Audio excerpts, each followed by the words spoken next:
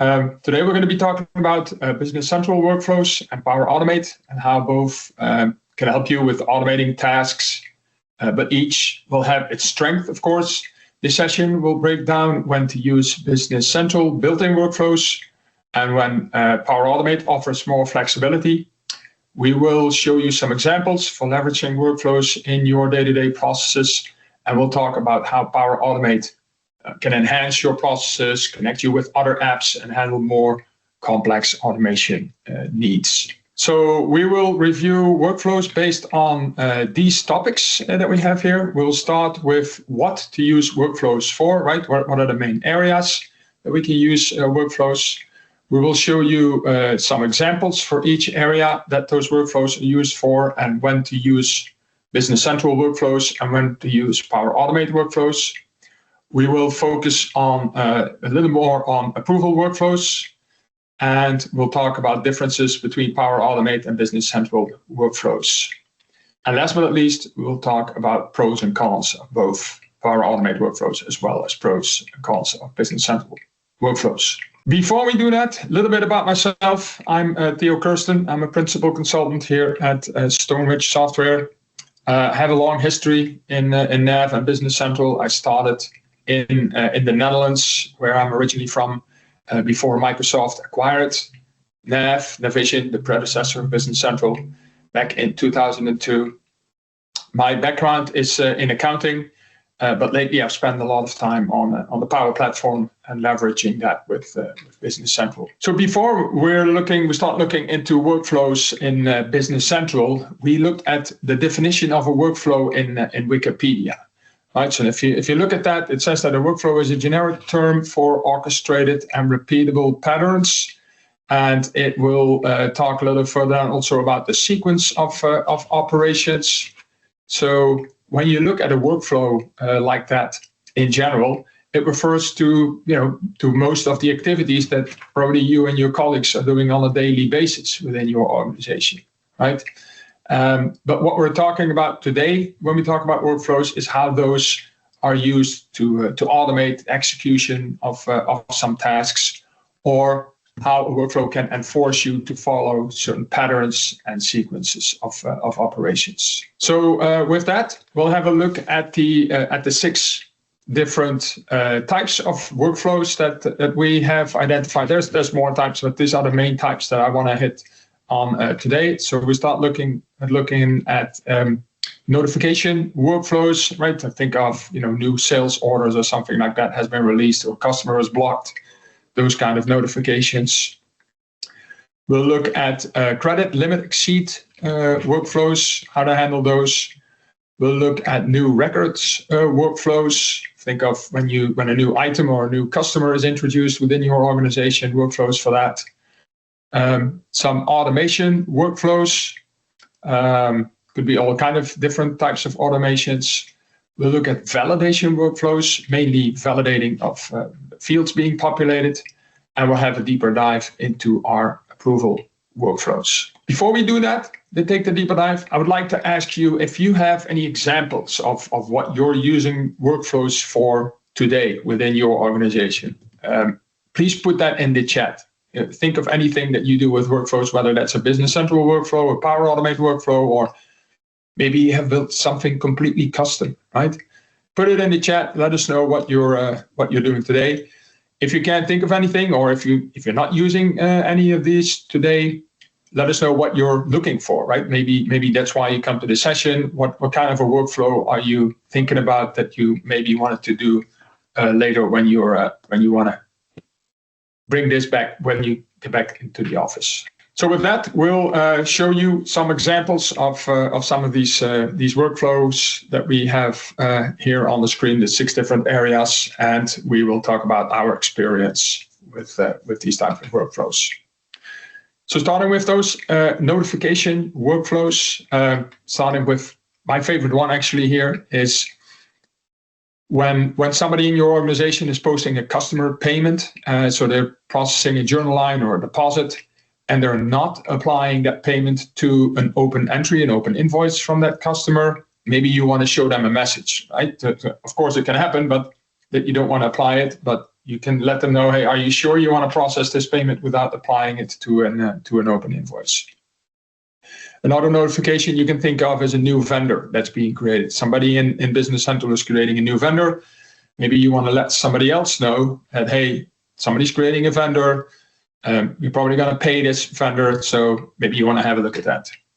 Another example is of a job queue that failed, right? The job queue is something that typically runs overnight. When for whatever reason there is an error with a certain data or a certain document, and you want to let somebody know that, hey, you may want to have a look at this because now your data is out of sync. So when you think about these types of notification workflows, is it a Business Central workflow or Power Automate? Well, this first one is very typical. That's going to be a Business Central workflow. These two could be either Business Central or Power Automate. It depends a lot on who do you want to notify about this, right? Is it another Business Central user, or is it somebody else within your organization that you want to send a notification? Because if it's a Business Central user, you can use BC. But if the person does not have a Business Central license, you got to use Power Automate to send them a notification. Also, with Power Automate, you have a lot more flexibility on what you put in that notification, right? The Business Central email is a straightforward standard email that's being sent out. With Power Automate, you have full control over the layout and what you want to add to that notification. Prevent credit limit exceeds. Wanted to highlight this one specifically because sometimes there's confusion about this one. If you're using standard Business Central, it will only warn the user when your customer is exceeding their credit limit, right? It will let them know that you're exceeding it, but the user is still able to continue with, like, for instance, a sales order in this example. So when you're putting in a workflow for that, the workflow will enforce the user who's entering that sales order to request approval when the credit limit is being exceeded. So when you're doing it that way, it will route the approval to the right person, right? Based on order properties or customer properties or the amount. It will route it to the approval request to somebody who is then able to reach out to the customer, or whatever the internal process is to handle credit limit exceeds, which, by the way, doesn't necessarily have to be increasing that credit limit on the customer card, right? You can just leave the credit limit at the customer as is and just approve this one sales order to go through for whatever the reason is that you still want to continue with that sales order. So when the approver then is okay with it, it will approve the request. That will automatically release the sales order, which will then kick off start the process of whatever that is for that sales order, right? Maybe you can start shipping right away. Maybe you need to start ordering the parts first. Maybe this can release the manufacturing process or put it in the queue for manufacturing, things like that. If you don't approve the credit limit exceed, so when you reject the approval request, it will reset the order status to open, which will not allow anybody in the organization to continue with this sales order, to ship it or invoice it or anything like that. So usually these kind of workflows are Business Central workflows, unless you have a very complicated matrix for determining who needs to get these approval requests, right? If you have a lot of variables that determine where the requests need to go to, you may want to consider Power Automate, but usually that's not that big of a group that need to get these. So typically Business Central workflow. The next one is new record workflows. What do we mean with that? Now, think of, for instance, when there's a new item or a new customer that needs to be introduced within your organization, that will kick off some additional information that we need to gather. Like, for instance, in this example, we assume that the trigger for a flow like that is the new customer record is being created in Business Central. So when that new record is created, it will maybe automatically create a new folder on your SharePoint site. Maybe somebody needs to be sent a form because additional information needs to be gathered about this customer or the item. maybe we need to send out one or multiple different emails to different people about that new customer record that's being created. And maybe there are different scenarios here, right? Depending on the posting group or certain dimensions on the customer or the item, it needs to go different routes, different folders, different flows need to be triggered, which you can all set up like that.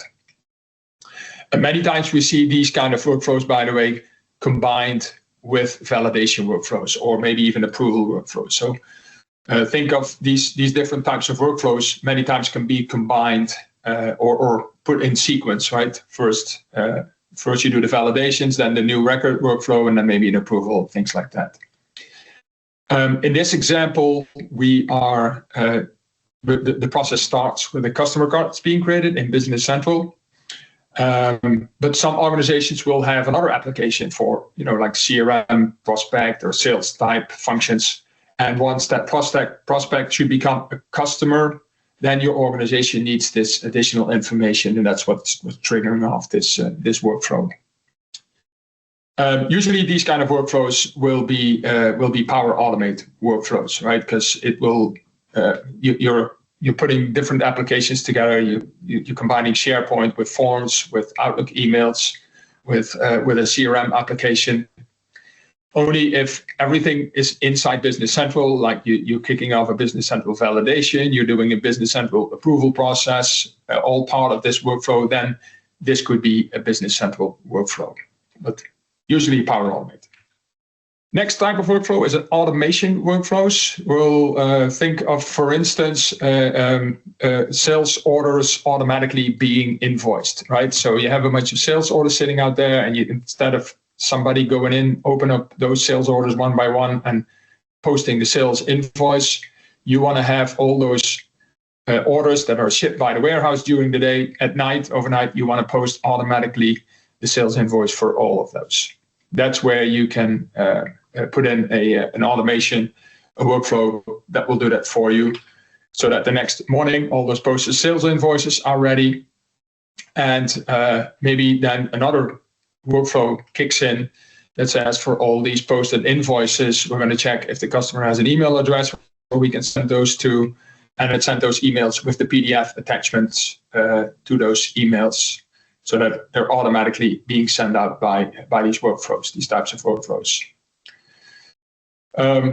So this first one is typically going to be a Business Central workflow to post all these sales orders, but then the follow-up workflow for sending out the emails is then typically a Power Automate. So that really depends on what kind of automation are you looking for. There's all different kinds of scenarios that you can think of here, whether you're using Power Automate or Business Central.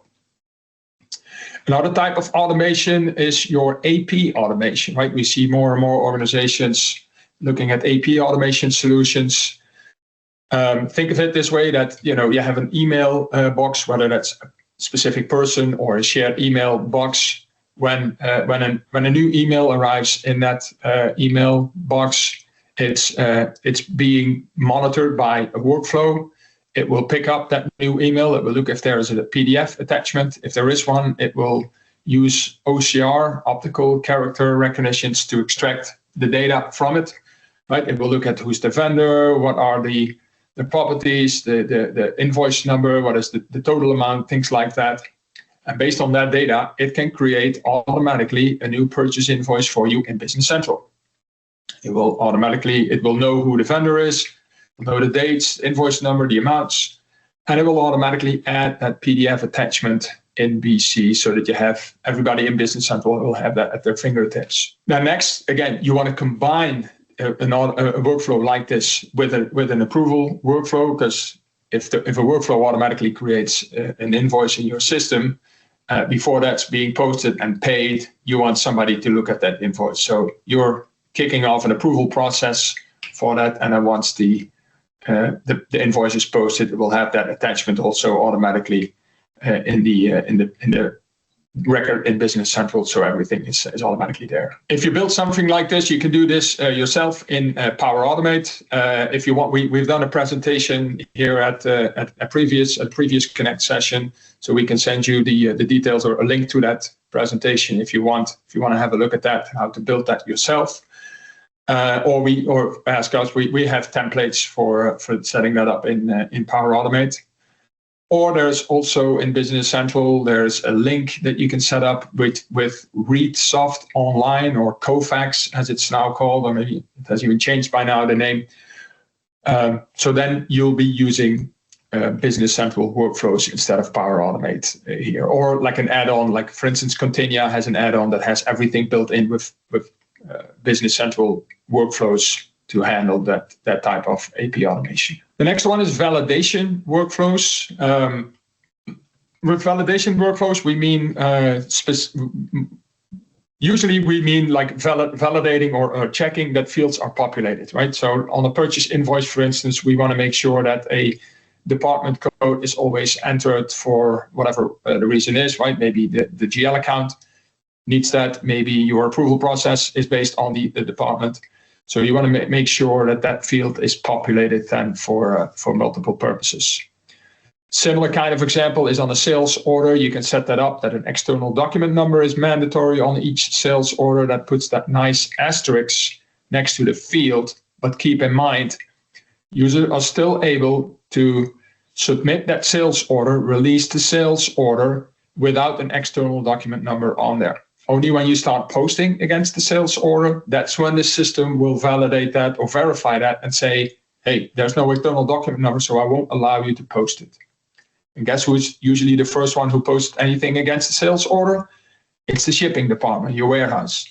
And they don't know what the external document number is. So to capture that, we recommend putting in a workflow at the front of the process so that it's validated before it goes into the queues and prevents shipping issues here. Another example is a customer grab, right? If you create a new customer and you want certain dimensions to be populated, you can put in a workflow to verify that and to make those mandatory for, like for instance, a workflow to create a SharePoint folder based on those dimensions. So typically these kind of validation workflows will be Business Central workflows, right? Because again, you want to get that feedback in front of the user when they're entering it.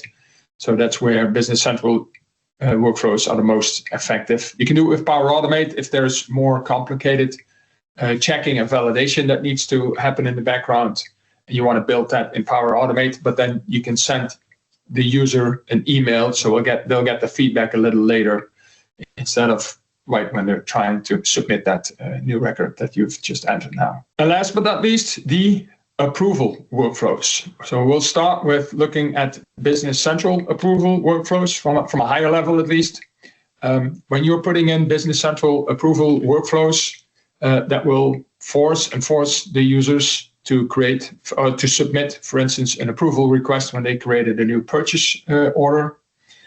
That request will go to another Business Central user. That Business Central user will have a tile on their profile that then has the number of approvals that people are waiting on for them to approve. In addition to that, it will also send out an email, and the email will have a link to the record in Business Central. They can open up that link, obviously, from their computer. They can also do that on their phone if they have Business Central installed on the phone as well. Right? So they will get the email. The email has a link to the document here that will take them to Business Central on the computer or on the phone, and then they can approve. Always takes it's not immediately approve or reject. You'll have to open that document in Business Central to approve it. In addition to that, you got to keep in mind that when you set up workflows in Business Central for that, and for instance, your purchase approvals are going to depend on a department code, maybe in combination with a business group code or a business unit code. Maybe you have different tiers, right? That the higher the amount is, the more people need to approve those kind of purchases. Each workflow has to have those kind of filters built in, and then further down the road of this workflow, you'll identify who the approver for this particular workflow is. So if you have a lot of different departments combined with business units and different amount tiers, you will end up with a lot of workflows here for all these different departments, different business units, and all these different amount tiers. So if you compare that with Power Automate, In Power Automate, we can, for Power Automate, we can set up an approval matrix in SharePoint and define our own columns, right? What do you want to put in there as the departments? These are the departments that are going to be used in your organization. For instance, these are the business units. Here are the different amount tiers. Here are your approvers. So if we start at the top, if there's a new purchase document for the sales department, for the business unit home sales, and the amount is not exceeding 2,500, Tim is the only one who needs to approve. If the amount is between 2,500 and 5,000, Tim needs to approve first. Next is James is in line, right? And you continue that like that, and then here we have a different department. So this is a lot easier to set up in a SharePoint list, which is then used by Power Automate. Power Automate will combine Business Central, of course, together with Outlook and Teams and SharePoint, and handle these kinds of approval requests. How does that work? Power Automate will be linked with SharePoint, with that matrix that you have, that you can define online. Power Automate will create the workflow for you in Business Central. That will enforce the Business Central user to submit that approval request. The approval request will go to Power Automate. Power Automate, again, will check with the matrix on SharePoint and find the approver or approvers. And it will send out notifications. It will send out an email as well as a Teams notification to those approvers. And the approver can respond directly from that notification, and it will send that back to Power Automate, and Power Automate will update the document in Business Central, right, whether it's released or rejected, and change the status of the document. Big advantage here is that the approver does not, the approver can do that obviously from their computer or from their, but they can also do that from their phone without having to open Business Central, right? Because Power Automate has full control over what you put in that notification. You can add the PDF, you can add all the line details, you can pull in the purchase order. So we'll have an example of an email like here for that, like here in a minute. And in addition to that, we can add Power BI to, combine some of these tables and give you some nice dashboards about what's going on with outstanding approvals or with the approval history for audit purposes. So, but here is an example of an email. If you compare that to the email I showed earlier, that's coming from Business Central. Here we have, as mentioned, full control over the email. So here is the Teams notification for the same approval request. So it will have, besides the purchase invoice in this case itself for the total of this amount, it will say the purchase order for that invoice was $32 later. So you have your three-way match in that notification. You have all the details, the different lines that are on the purchase invoice, and you have direct access to the PDF that the vendor has sent you with that invoice. It will show you if you're further down the line of approvals, it will show you who approved it before and what their comments were. And right from this message in Teams here, approve or reject, or in the Outlook email, approve or reject, and you have all the same information. With that, if we put all the pros and cons in a list for Power Automate versus Business Central, we'll start with the Business Central pros. Business Central workflows will allow for an automatic approval audit history in Business Central. Business Central has dedicated approval tables that show everybody who wants to see that, who approved what and when. With Power Automate, we would have to do more setup and update some different tables so that you can see it in the change log. With Business Central, there's a lot of different templates that are available that will get you up and running with Business Central approvals pretty quick without having to do a lot of setups. Business Central substitute and delegation approvers is way easier and to set up and handle with the approvers than it is in Power Automate. And as mentioned previously, immediate feedback to the Business Central user in case there's something wrong with an approval request or something like that. So that's a big plus for Business Central approvals as well. Power Automate pros over the Business Central workflows. Big plus for Power Automate is that you don't need Business Central licenses for every approver, right? If an approver doesn't need to be in Business Central, usually only for approval requests, you don't need a Business Central license for that. As I showed you, they will have everything in the email or the Teams notification, and they can approve right off of that. As mentioned, easy, quick access for approvals on the phone. No reason anymore for any approver to say, well, I didn't get to it. When they're in a meeting or when they're out of office on site somewhere, they can approve everything right off their phone.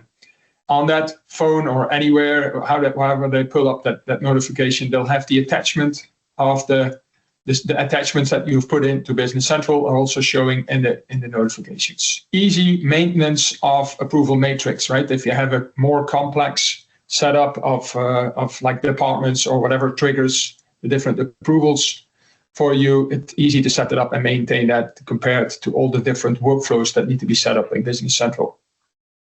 The three-way match in the notification, right? The users don't have to pull up the original purchase order, compare that with the purchase invoice that they're now getting and seeing if things are received. All of that is done as part of the notification. So that can be quick for the approvers as well. And for people who are setting up and testing the whole workflow process, it's easier to do that with Power Automate because all you need is a single user. With Business Central workflows, you would need at least 2, sometimes 3 different user accounts to do the testing to make sure that all your workflows are working properly. All right, that was it. So quick recap. We looked at the 6 different types of workflows: notification workflows, new record workflows, automation workflows, credit limits, validations, and approval workflows. We looked at some examples for each one of those, and we talked about when to use Business Central workflows and when to use Power Automate for those.